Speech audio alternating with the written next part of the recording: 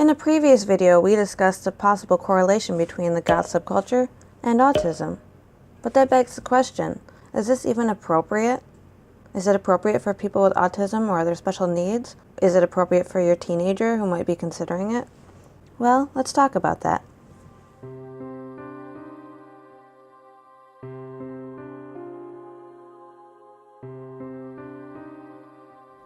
So today I'll be going over 5 major concerns that people might have about whether or not the Goth subculture is appropriate for people with autism or special needs or based on their age group. Number 1 is probably the most common one I've heard. Don't Goths worship Satan? Well, no. Each person is an individual. Each individual has their own belief system. Do they believe in God? Do they believe in Xenu? I don't know. If there's a specific person you're concerned about, why don't you talk to them about it? What do they believe? Chances are, the thing they believe in, they're still going to believe even when they're wearing black clothes. And there are many religious and spiritual people who are Goths. It's just a lifestyle, really. It's not any one thing. It covers a whole spectrum of people. Number 2. Goth music, it's so loud and harsh. Is that even appropriate?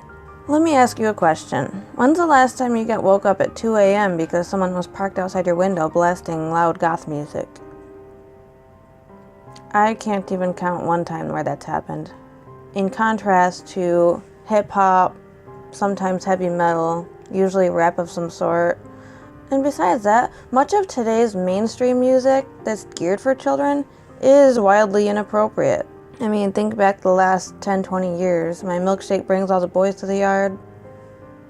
There's a lot of songs out there by popular artists that are about friends with benefits, about, bang me one last time.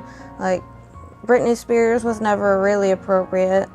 There's a lot of pop music out there that's about sex and hard drugs and gang warfare and stuff like that. And is that really appropriate? Meanwhile, goth music is about, how many werewolves does it take to change a light bulb, and walking through a cemetery during the full moon. Some of it might have sort of grotesque lyrics sometimes, but most of the time, there's a lot of metaphor with it. We're artistic. We think outside the box, so a lot of times the songs have dual meanings. So that said, there are multiple genres of goth music. If you start with the post-punk, you have the new wave, you have the dark wave, you have ethereal, you have industrial. There's a lot out there. Bauhaus and Peter Murphy, that's very chill, not loud at all, very relaxed. I enjoy that a lot. I also enjoy me some industrial, which is blow your eardrums out.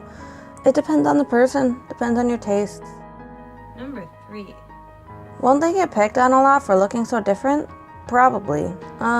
The harsh reality here is that a lot of people on the spectrum, a lot of people who are different, they're going to get picked on regardless. I would rather get picked on for something petty, like how I'm dressed or what my makeup looks like, than something more personal, my mental illness, my handicap, I'll take the pettiness any day.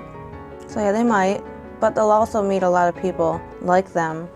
Number 4. Goth people look so scary. Well, we're really not. Most of us are super nice. Am I scary? Sure, there are some who will push their boundaries. There's assholes in every lot. But, are all famous swimmers rapists? Probably not. Are all stand-up comedians rapists? Probably not. Are all presidents of the United States? Honestly, I'm more terrified of someone in an expensive business suit.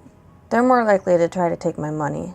Goths, we just want to leave people alone. We want to be left alone. We just want to do what we do without bothering anybody.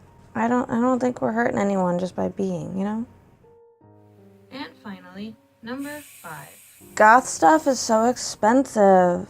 This one I'll give to you. Yes, there are a lot of brands out there that target goths, and some of them are ridiculous. But you don't have to buy from those ones if you don't want to. Being goth isn't about how much money you spend on clothes or makeup or nails or fancy shoes. It's all about your own personal budget. Me, I get most of my stuff from Target, TJ Maxx, Ross, Wish.com, thrift stores, anything really. I think the most expensive thing I own is the lipstick. This is from Pretty Zombie, and each one was about $12. But you get a lot of product, and it lasts all day as long as you're not abusing it. Like if you just go like that, it's probably gonna come off. But if you're not eating super oily food, it's fine. If you're talking, it's fine. If you're just existing, it's fine. It's not just gonna come off for no reason like a lot of this other cheap ass shit does. You can spend more money on like Kat Von D, and it's arguably a better product. You might get more for your money. Really, there are a lot of concerns that come up, but I don't see why it would be inappropriate. Goths and other alternative folks, we've always gotten a bad reputation for whatever reason. Bad things get blamed on us. We get called Satan worshippers, and we're the reason why the world's falling apart. But I mean, people blame being gay for the same stuff. People used to blame left-handed people for the same stuff. It is what it is, I guess. For me, I was always on the fence about becoming full goth, and I always talked myself out of it, maybe for some of the same fears, but, since I've done it, I've felt a lot better about myself. My mood has changed. I feel stronger. I feel more empowered.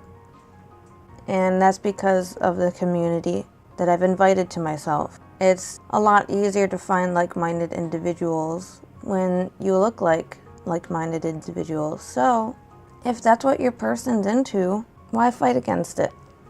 Why not embrace it? Maybe let it inspire you. So do you have any questions or concerns about this that I might have left out? If so, leave a comment below. And as always, be sure to like and subscribe for more.